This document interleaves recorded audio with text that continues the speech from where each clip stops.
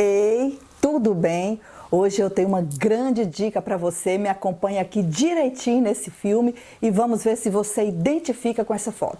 Se você é grávida, se não passou por uma situação parecida, tem uma chance grande de passar ainda, porque essa é uma queixa comum. Ontem mesmo eu tive com alguém que estava me falando sobre isso, eu falei assim, vou gravar um vídeo, por que não passar essa informação para quem também tem esse desconforto? Você já teve aquela sensação de que tem algo dentro de você que parece que é um vulcão, sabe? Aquela sensação de que tem um dragão queimando aqui dentro, uns em maiores intensidades, outro em menores intensidades, mas é uma queixa comum nos consultórios médicos no mundo da obstetrícia. Então vamos acompanhar. Há quem defenda a ideia de que se você tem muita azia, é porque seu bebê é cabeludo. E há até histórias engraçadas como essa aqui, muita azia, prepare-te, essa menina vem super cabeluda. Mas isso, eu tenho que te dizer, é um mito. Nunca relacione essa situação com o cabelo do seu bebê. Para a gente poder entender, atuar, agir de forma a melhorar esse mal-estar, nós temos que entender então a fisiologia, como que é o processo.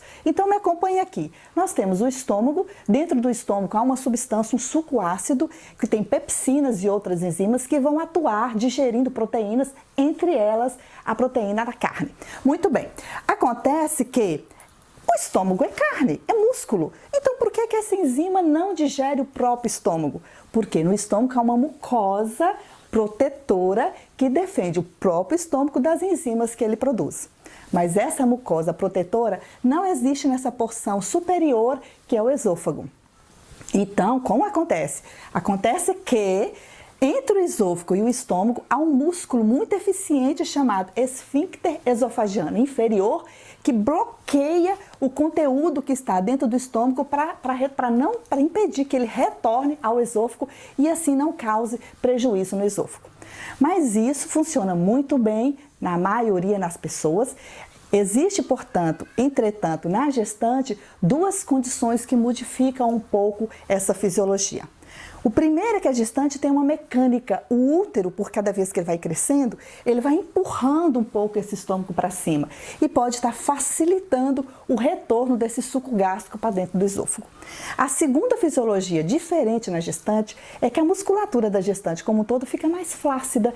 Então o tônus dessa musculatura, desse esfíncter, ele não vai conseguir fechar com muita eficiência. Ele vai ter um certo relaxamento que vai permitir o refluxo desse suco gástrico para a porção inferior do esôfago por não conseguir fazer o fechamento com tanta eficiência. E é isso que a gente vai ver aqui então nessa imagem seguinte. Na imagem seguinte, nós temos o suco gástrico retornando, porque o fechamento desse esfíncter não foi tanto com eficiência. E se nessa porção inferior do esôfago a gente não tem aquela proteção que existia no estômago, vai queimar e dar aquela sensação de desconforto. Mas o que eu posso fazer para melhorar? Então, uma vez que eu entendo a fisiologia, eu vou poder trabalhar de forma a evitar que eu permita que esse refluxo volte para cá. Então, anote aí as dicas, 4 dicas poderosas, me acompanhe aqui. A primeira dica é com relação à alimentação. Muita gestante tem uma mania de querer comer por 2, por 3, porque está grávida. E eu costumo dizer no dia a dia no consultório, como assim para 2, para 3 em qualidade? Em quantidade não é uma ótima ideia, é uma péssima ideia.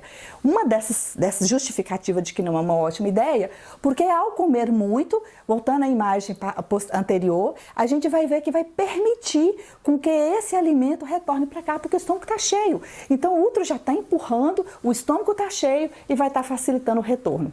Outra coisa que a gestante tem um hábito é de comer bebendo líquido.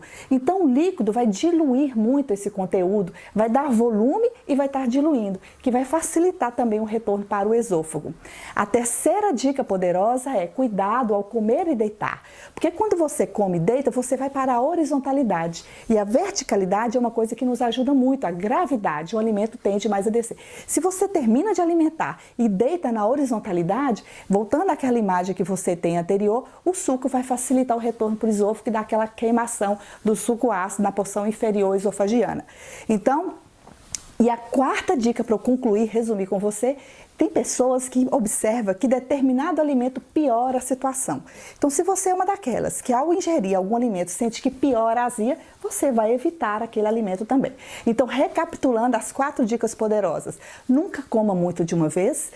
Coma pouco, não coma ingerindo líquido ao mesmo tempo, reduz isso aí, seja mais, tem uma reeducação alimentar nesse sentido. Primeira, segunda. Terceira, não come e deite. Você pode até permitir tirar uma soneca, mas numa posição que tem uma verticalidade te ajudando nisso aí e evite os alimentos que te causem uma perturbação maior.